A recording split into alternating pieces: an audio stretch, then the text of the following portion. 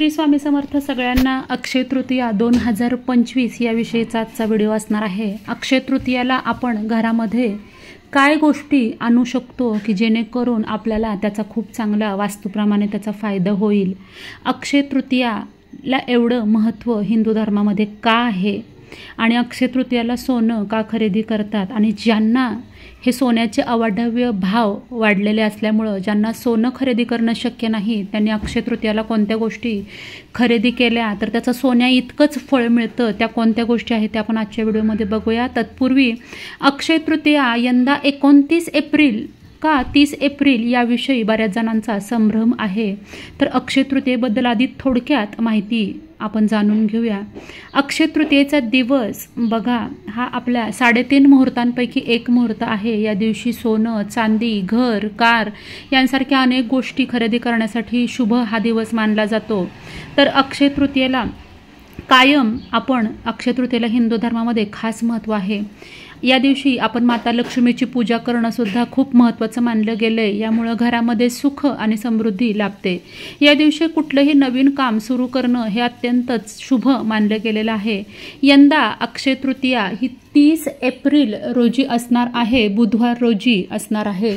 2025 या सालामधली अक्षय तृतीया ही 30 एप्रिल बुधवारी असणार आहे। बघा असं म्हटलं जातं काही पुराणांमध्ये की अक्षय तृतीयेच्या दिवशीच माता गंगा ही पृथ्वी तलावर अवतरली होती। अक्षय तृतीयेच्या दिवशी पृथ्वीवर गंगा अवतरली आणि या दिवसापासून सत्ययुग, द्वापार युग आणि त्रेतायुगाची सुरुवात ही मोजली जाते। या दिवशी भगवान विष्णूंच्या 10 अवतारांपैकी 6वं रूप म्हणजे भगवान परशुरामांचा जन्मसुद्धा झाला होता। या अक्षय तृतीयेला आपण कायम सोनं हे आवर्जून खरेदी करतो पूर्वीपासून, आणि ज्यांना सोनं खरेदी करता येत नाही त्यांना काय आपण खरेदी करू शकतो ते मी सांगणारच आहे। पण अक्षय तृतीयेचा दिवसभर हा शुभ मुहूर्त असतो, दिवसभर तुम्ही कोणत्याही या गोष्टी सांगितलेल्या खरेदी करू शकता। पण सगळ्यात जी शुभ वेळ आहे अक्षय तृतीयेची ती वेळ ही दुपारी 2:13 आहे सूर्योदयापासून। त्यामुळे तुम्हाला जर का सोनं खरेदी करायचं असेल तर तुम्ही दुपारी 2:13 आधी सूर्योदयापासून कधीही खरेदी करू शकता। बघा अक्षय तृतीयेच्या दिवशी सोनं जर का जमलं तुम्हाला घ्या, अगदी 1 ग्रॅम का होईना सोनं घ्या। 1 ग्रॅम जर का जमत नसेल तर 1 सोन्याचं मणी सुद्धा तुम्ही सोनं म्हणून या दिवशी घेऊ शकता।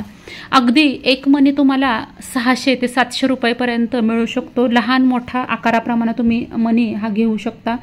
तर सोनं खरेदी केलं बघा अक्षय तृतीयेच्या दिवशी कोणतंही खरेदी केलेलं जी गोष्ट आहे ती अक्षय राहते। अक्षय म्हणजे अमर राहते, ती मोडण्याची वेळ येत नाही, ती आपल्याकडे कायमस्वरूपी राहते, जास्त वेळ राहते असं म्हटलं जातं। सोनं चांदी तर घ्या, पण ज्यांना सोनं खरेदी करणं शक्य नाही त्यांनी पितळी वस्तू नक्की घ्या। तांबा पितळेच्या वस्तू घेणं अक्षय तृतीयेला अत्यंत शुभ मानलं गेलंय। त्यानंतर दुसरी गोष्ट म्हणजे मातीचं मटका आपण त्याला माठ म्हणतो, हे अक्षय तृतीयेच्या दिवशी तुम्ही नक्की खरेदी करा, कारण मातीचं मटकं सुद्धा खरेदी करणं अत्यंत शुभ मानलं गेलंय। त्यानंतर पुढची गोष्ट म्हणजे तुम्ही केरसुनी झाडू जिला आपण लक्ष्मीचं प्रतीक म्हणतो ती सुद्धा तुम्ही अक्षय तृतीयेच्या दिवशी खरेदी करू शकता। त्यानंतर आपण या दिवशी माता लक्ष्मीची पूजा करतो, तर माता लक्ष्मीला पिवळी मोहरी आणि कवड्या, पिवळ्या रंगाच्या कवड्या ह्या प्रिय आहेत, तर त्यासुद्धा आपण घेऊ शकतो, त्यांची संध्याकाळच्या वेळेस पूजा करू शकतो। या दिवशी हा 3.5 मुहूर्तातला मुहूर्त असल्यामुळे अत्यंत शुभ दिवस मानला जातो।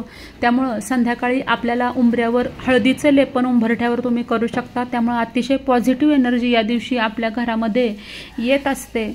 जे आपले सण असतात, जे मुहूर्त असतात त्याचं त्या दिवशीचं महत्त्व हे अत्यंत प्रमुख प्रमाणात असतं। त्या दिवशी त्याच्या ज्या लहरी असतात, जे देवत्व असतं ते पृथ्वी तलावर सूक्ष्म रूपाने अवतरित असतं, त्यामुळं त्या दिवशी केलेल्या गोष्टींचे आपल्याला चांगलं फळ मिळतं। त्याचप्रमाणे बघा तुम्ही मीठ या दिवशी खरेदी करू शकता, खडे मीठ तुम्ही या दिवशी तुम्ही आवर्जून घरामध्ये आणा। त्याच पद्धतीनं अगदी 10 रुपयाचे का होईना धने सुद्धा तुम्ही या दिवशी आणू शकता।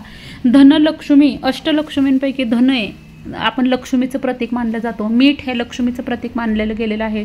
पिवळ्या कवड्या हे माता लक्ष्मीचं प्रतीक मानलं गेलेलं आहे। पितळेला सुद्धा समृद्धिकारक मानलं गेलं, त्यामुळे पितळ धातू सुद्धा तुम्ही या दिवशी खरेदी करू शकता। मी म्हणते जर का तुम्हाला जास्त सोनं खरेदी करणं जमत नसेल, तुमच्या आवाक्यात जेवढं आहे तितकं तुम्ही अगदी थोड्या प्रमाणात का होईना, कारण सोनं हे सोनं असतं. तुम्ही अगदी 1 ग्रॅम घ्या, 1 मणी घ्या, नाहीतर 1 तोळा घ्या. सोनं आणण्याला घरात महत्त्व आहे. ते सोनं कधीही आपल्याला भविष्यात मोडण्याची वेळ येत नाही, असे आपले पहिले लोक सांगायचे घरातले. अक्षय तृतीयेच्या दिवशी दानधर्म केलं तर त्याचं पुण्यसुद्धा तुम्हाला अक्षय मिळतं. या दिवशी तुम्ही गोरगरिबांना नवीन कपडे हे दान करू शकता. त्याच पद्धतीनं अन्नदान या दिवशी करू शकता. त्याच पद्धतीनं तुम्ही या दिवशी काही भांडी गृहोपयोगी जी गरीब लोकांना भांडीसुद्धा तुम्ही या दिवशी दान करू शकता. दानधर्माचं तितकंच महत्त्व आहे. संध्याकाळी आपल्याला माता लक्ष्मीची पूजा नेहमीसारखी घरामध्ये करायची आहे. घरामध्ये तुम्ही या दिवशी जर का ऊद घातला तर त्याचासुद्धा अत्यंत सकारात्मक परिणाम हा आपल्याला आपल्या घरावर होतो. अक्षय तृतीयेच्या दिवशी घरातलं सगळं जे काही खराब वस्तू, जुन्या पुराण्या वस्तू आहेत ते काढण्याचा नक्की प्रयत्न करा. अक्षय तृतीयेच्या दिवशी अगदी दिवाळीला आपण जसं घरातल्या न लागणाऱ्या गोष्टी काढतो, साफसफाई करतो, त्या पद्धतीनं करा. तुमचं दुकान, बिझनेस असेल तर तिथली सुद्धा साफसफाई करा.